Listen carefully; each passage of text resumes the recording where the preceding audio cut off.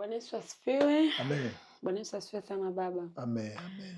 Jamani, kama mnavyoona siku ya leo tuko hapa pamoja na baba yetu ambaye ni askofu mkuu wa makanisa yote ya SEIC ndani ya nchi ya Tanzania, lakini pia na nje ya nchi ya Tanzania, na hapa tupo kwa ajili ya jambo ambalo baba analo ambalo anatamani kusema na sisi. Sasa naomba nisiwe muongeaji sana. Baba, karibu sana. Asante. Karibu sana. Nashukuru sana. Amen. Baba, ni kitu gani ambacho umetuletea leo? Una ujumbe gani? Kwanza nawasalimia kwa jina la Yesu. Amen. Nina ujumbe mzito ingawa ni kwa dakika chache tu. Ndio. Yes, niliona ni vizuri ni washirikishe watu wangu wa karibu ili wasipitwe na nafasi ambayo Mungu ameiandaa kwa ajili yao. Na ni hii tutakuwa na kambi la kitaifa la wanawake. Na tunaposema wanawake huwa inajumuisha mabinti na wale ambao yani ile jinsia kwa ujumla mwanamke. Maana tukisema ni kambi la wamama, manake wale ambao hawajaolewa unawaweka mbali. Kwa hiyo ndio hasa nimeona nije studio hizi za SEIC TV ili niweze kuongea hayo. Sawa, kwenye kanisa letu la SEIC tumekuwa tuna makambi tofauti tofauti ya idara tofauti tofauti katika kila mwaka. Na mwaka jana pia lilifanyika kambi la wanawake. Unahisi kambi la wanawake kwa mwaka huu ni la muhimu sana? Ni la muhimu. Kadri tunavyotembea, kadri tunavyokwenda ndivyo tunavyoona umuhimu wake. Na nafikiri itakuwa ni kambi la, kama sio nafikiri itakuwa la 3 au la 4. Na ninaangalia jinsi ile momentum kupanda kufanikishwa kwa kambi la vijana ambao mwaka huu mwezi wa 6 limekuwa la nguvu sana, limekuwa na matokeo makubwa sana, hata attendance ilikuwa kubwa. Lakini pia nikiangalia mwaka jana kwa kina mama wanawake lilikuwa nzuri sana. Kwa hiyo nikiangalia wale viongozi ambao wameanza kuandaa mapema, ninaona lina umuhimu na kuna kupanda kukubwa sana. Kama tunavyojua mtu yeyote kwa mfano kama hivyo baba, kanisa letu lina idara nyingi tofauti tofauti. Sasa kwa sababu leo tunazungumzia idara ya wanawake. Je, kuna impact yoyote ambayo imeonekana tangu haya makambi yameanza? Ya hizi kurugenzi tofauti tofauti. Sana sana kwa wanawake. Yes, ninaona impact kubwa. Ndio maana hatuachi kufanya. Kwa sababu kusudi la kuwaita watu wa jinsia moja au level moja, kwa mfano tunaposema vijana, hiyo ni level. Tunaposema wanawake ni jinsia, huwa tumelenga. Kwanza tunataka kuwafanya wanawake, tuseme tu kwa upande wa wanawake, tunataka kuwafanya wanawake wa makanisa yetu yote kwa pamoja wawe na kauli moja. Watembee pamoja. Lakini pia kufahamiana ni kitu cha muhimu sana. Kwa sababu kama mimi sikufahamu, siwezi kuinteract na wewe, siwezi kufanya na wewe. Tuna makanisa mengi sasa hivi Tanzania pamoja na nje ya nchi. Sasa tusipowaleta pamoja watu wa jinsia moja kama hiyo, inakuwa si rahisi kufikisha lile ambalo maono yetu yanataka yafike. Kwa hiyo tunawakusanya wakina mama pamoja, tunazungumza pamoja, tunafahamiana pamoja, lakini pia na kauli mbiu tunatembea nayo. Kwa mfano nimesikia kutakuwa na vipindi kama vya mambo ya uzazi wa mpango, mambo ya ujasiriamali, mambo ya mwanamke utumishi wake kanisani. Kwa hiyo yana faida kwa sababu tunapowafundisha, tunapowasaidia, wakirudi kule kunakuwa na exploration kubwa.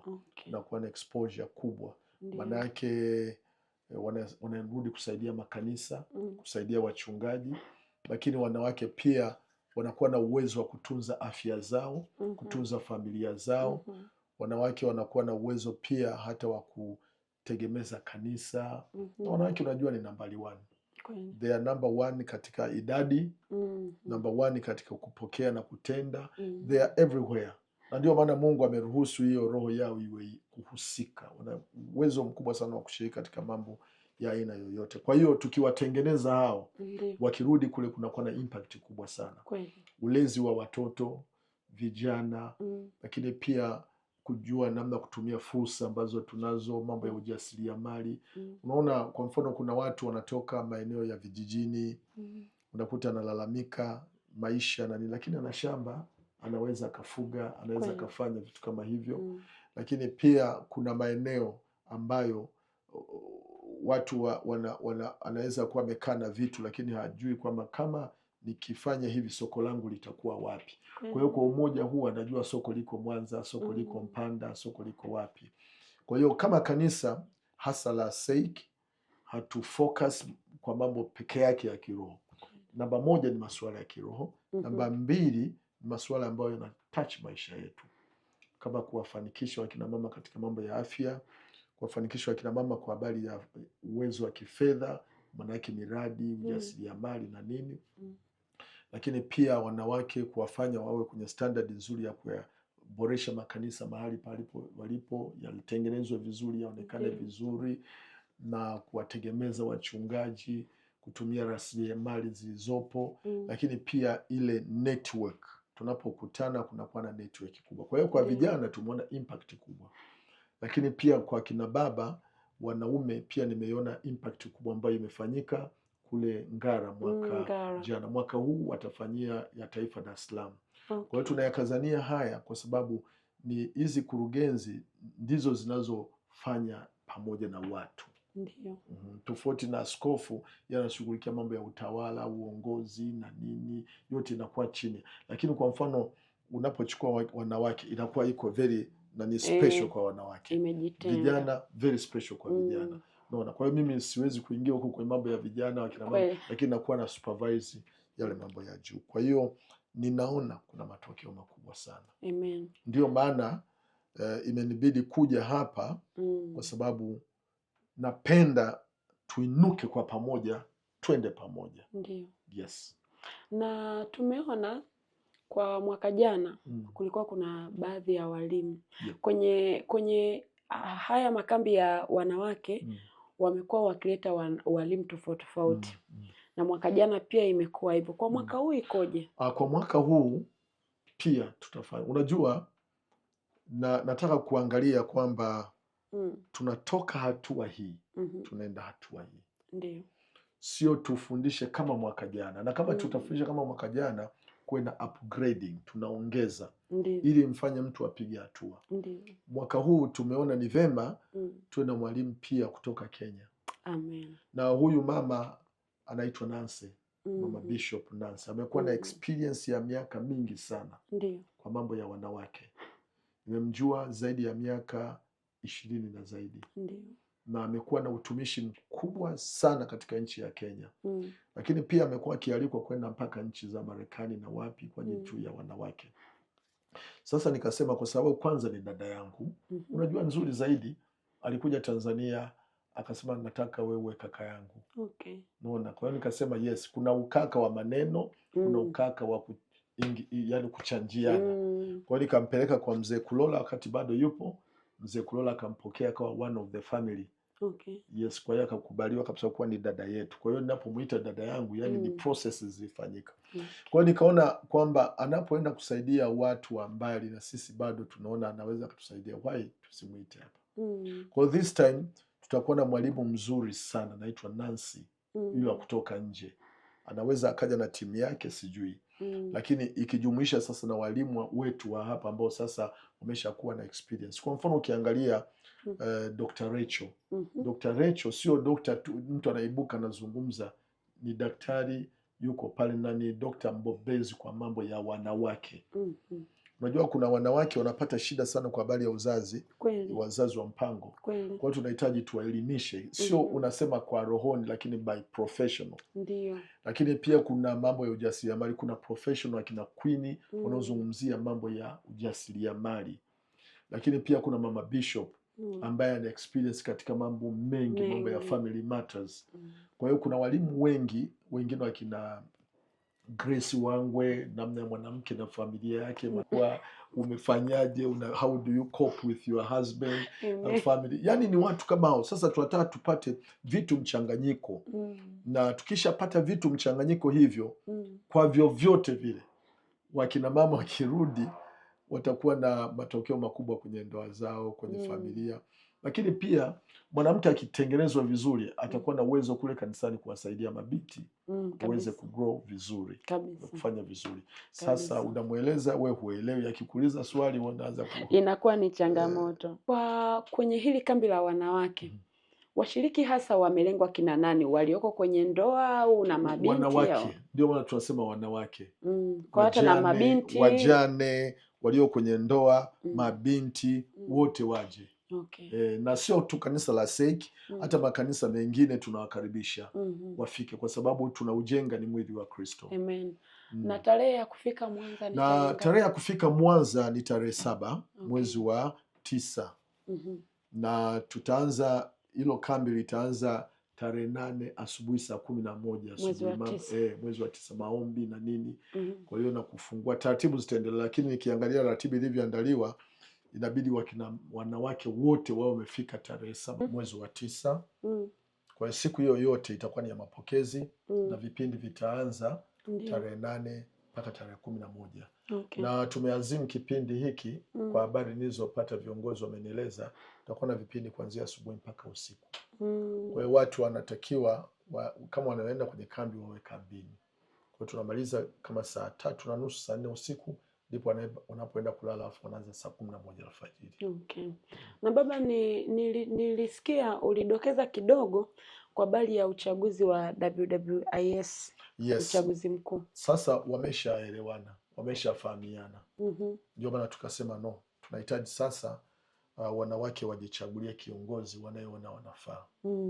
Hao walikuwa ni wale wa kuanzia. Kama watawapenda wao basi wanawachagua. Sio kwamba hawataruhusiwa. Yaani tunataka tu kwamba fulani sasa anachaguliwa. Fulani anachaguliwa. Kwa hiyo ndio maana nimekuja kwenu kutia msisitizo kwamba kila mwanamke wa SEIC lazima aje. Sio tunakuomba, yani lazima uje ili uwe na nafasi ya kujichagulia kiongozi wa kurugenzi yako, unasema huyu atanifaa. Kwa hiyo siku nafikiri tarehe 11 ndio itakuwa ni siku maalum ya uchaguzi. Na sisi kamati kuu tutasimamia uchaguzi huo. Tukimaliza basi, kama akirudi kiongozi yoyote, mimi sina objection, kwa sababu pia ni watendakazi wazuri, lakini tunataka tufanye uchaguzi. Kwa hiyo nawakaribisha wote waweze kufika. Amen. Kabla hatujafikia kwenye swali letu la mwisho kwa habari ya wito wako kwa wachungaji na maaskofu, nilikuwa natamani useme neno na mwanamke ambaye unatamani aje kwenye kambi, na mwanamke ambaye amekata tamaa, haoni mwelekeo. Natamani uongee naye sasa hivi. Akija atapata nini? Atarajia kitu gani? Mimi ni mzazi, ni baba yenu, wengine wajukuu zangu. Mimi ni kiongozi wako.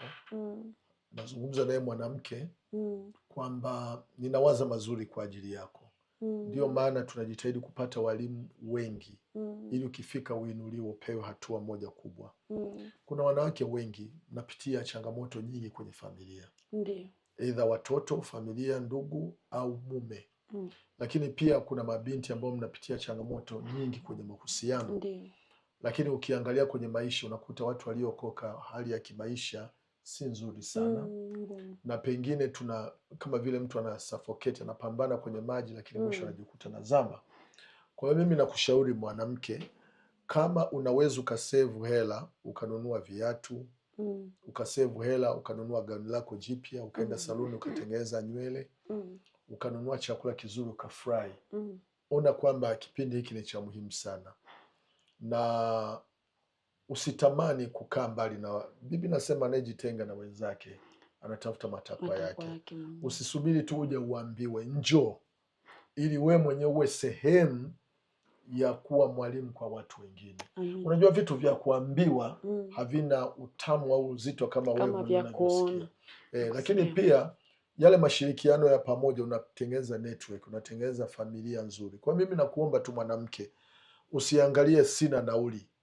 Hebu nikuulize swali kwamba kama mtoto wako ataugua, yuko mahututi, na anahitaji kupelekwa hospitali, utafanyaje? Utatafuta hela? Utatafuta hela ili mtoto wako aweze kusaidika. Kwa hiyo kama utakavyopambana kupata hela kusaidia familia yako, mtoto wako atibiwe, na hili nalo tumekuandalia ni la muhimu sana kwako, sio la mtu mwingine, ni lako. Hebu pambana, pata nauli ya kuja na kurudi, lakini pia na ada ambayo ni ndogo sana. Ada tumewawekea ndogo sana, imewekwa shilingi 10,000 tu mwanamke kwa siku zote. Kwa hiyo ukifanya hivyo na Mungu atakusaidia, lakini mwisho wa yote utakuwa umepata kitu kitakachokusaidia maisha yako.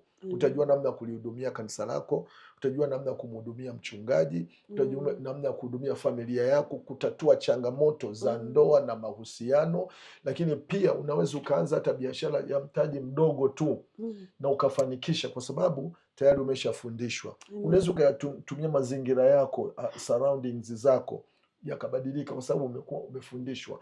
Ufahamu ukifunguliwa, ndio maana Biblia inasema mshike sana elimu. Unakuja hapa kufundishwa, wala usimwache aende zake, kwa sababu in future atakusaidia. Kwa hiyo watu wanatumia hela nyingi sana kuenda nchi kadhaa vyuoni kupewa elimu, na ndizo zimebadilisha maisha yao. Kwa hiyo na sisi tunawaletea huduma hiyo. Naomba mwanamke, unapojijua kwamba wewe ni mwanamke wa kanisa letu zuri la SEIC, anza kuanzia leo kukusanya nauli, na unatakiwa tarehe 7 kuwa hapa. Na kama mchungaji hana taarifa, basi mpelekee taarifa, na hii video mpelekee, na basi atakuwa ameelewa. Karibuni katika hilo. Amina. Na tukiwa tunatamatisha, una neno gani la kuambia wachungaji na maaskofu? Wachungaji hawa, wakina mama, wanawake watarudi kusaidia kanisa. Amina. Kwa hiyo jisikie fahari kwamba una push wanawake kanisani kwako. Ningeliomba maaskofu wote, askofu wa kanda kuanzia katibu mkuu, mama askofu, sijui mhazini, maaskofu wetu wote wa kanda na timu zao, pamoja na maaskofu wa majimbo, kuhakikisha taarifa hizi zinafika kuanzia wanaponisikia leo, zinafika makanisani, na wachungaji wote wahakikishe kwamba wakina mama, wanawake, mabinti wanakuja. Na kuna siku watatengwa kina mabinti, watazungumza na viongozi. Kwa hiyo lazima wasichoke kutenda, maana mimi nahesabu huku ni kutenda mema. Usichoke kutenda mema, kwa sababu watu wakisaidiwa watarudi, watatusaidia sisi wenyewe. Kwa hiyo wachungaji, haya sasa ni maelekezo kwa maaskofu, ni maelekezo kwa maaskofu wa kanda, majimbo, mpaka na wachungaji. Yes, kwamba wahakikishe wanawake wanafika. Amen. Baba Mungu akubariki sana. Tunashukuru kwa haya ambayo umetujuza siku ya leo. Na naamini wasikilizaji wetu wamesikia vizuri. Kwa hiyo mwanamke ambaye umesikia, chukua huo ujumbe, share na mwanamke mwenzako, na Mungu atakubariki sana. Tukutane tarehe 7 mwezi wa 9 kwenye kambi letu la wanawake, litakuwa la moto sana sana sana, na hutabaki kama ulivyo. Na tujawaambia litafanyikia wapi. Mwanza. Litafanyikia Mwanza, makao makuu, nyuma ya soko la Sabasaba. Na mimi nimeahirisha safari zangu zote. Nitakuwepo kwa ajili ya mapokezi. Nitakuwepo siku zote. Haya mambo nayajali sana. Nitakuwepo. Amen. Baba Mungu akubariki sana. Amina. Barikiwe mno. Asante. Mungu awabariki sana watazamaji wetu, na hapo tutakuwa tumefikia tamati. See you next day. Amen.